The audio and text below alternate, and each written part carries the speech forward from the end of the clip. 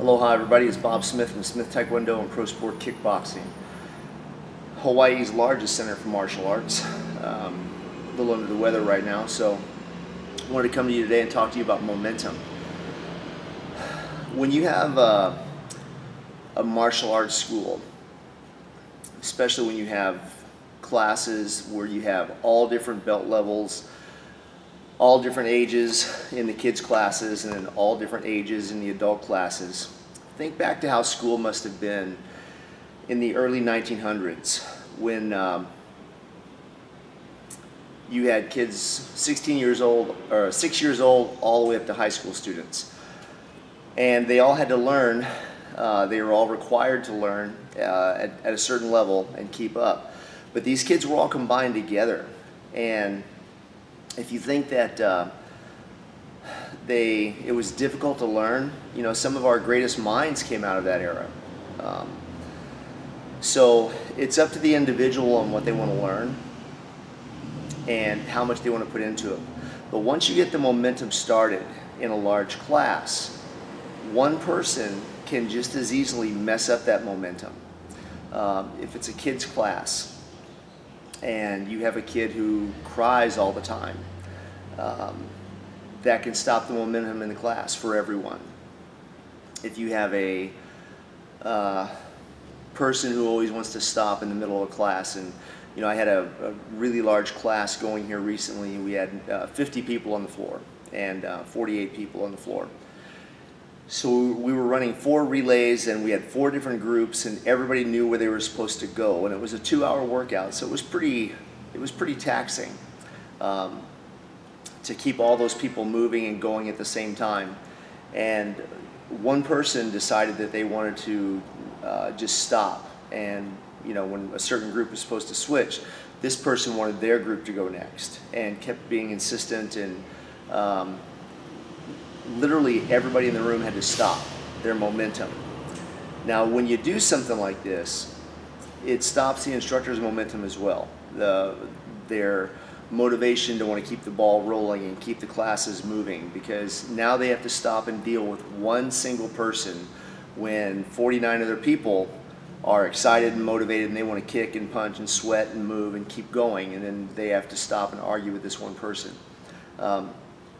Momentum can also be when you have one person, they refuse to give 100% in the class. You know, they're always, I'm just going to punch like this, or I'm just going to kick like this. And often with new people, women, adults, not always women, but often, they will get the mindset of, I'm going to practice like this.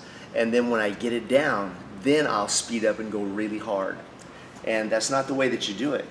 You know, you develop a very bad habit of your brain thinking that that's how it's supposed to be done. And it stops the momentum of everyone. Momentum can be in sparring.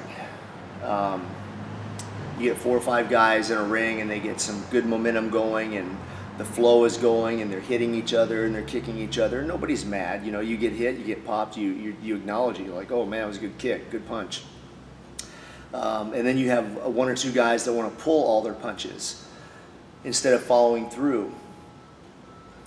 New guy comes in, he spars with them, and he thinks, man, this is great. This is how sparring should be. They throw their punches at me, but at the last second they don't hit me. Or they just hit me really soft. And then they get in the ring with somebody who's a boxer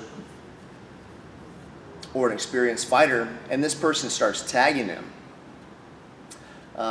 Then they start becoming very resentful. You know, why did you hit me like that? How come you're hitting me so hard? And that's just the way the sparring is. Sparring is a high risk, high impact activity. And I don't care who you are, you're going to get hit. You're going to take your share of knocks. You're going to bruise some feet. You're going to kick some elbows. You're going to get your nose busted from time to time. It's going to happen. It's just going to. So don't be the person that thinks, oh my gosh, I got hit. I have to stop. Have to stop everything, because that stops the momentum.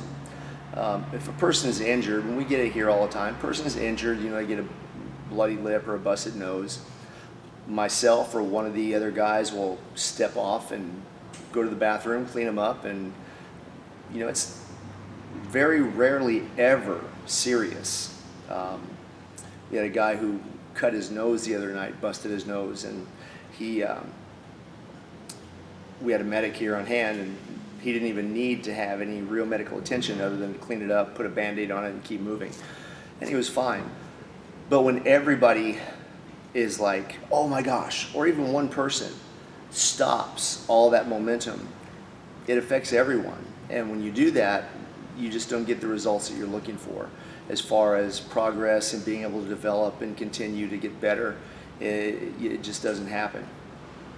Hey, this is Bob Smith, Blood Makes You Related, Loyalty Makes You Family. Until next time, out.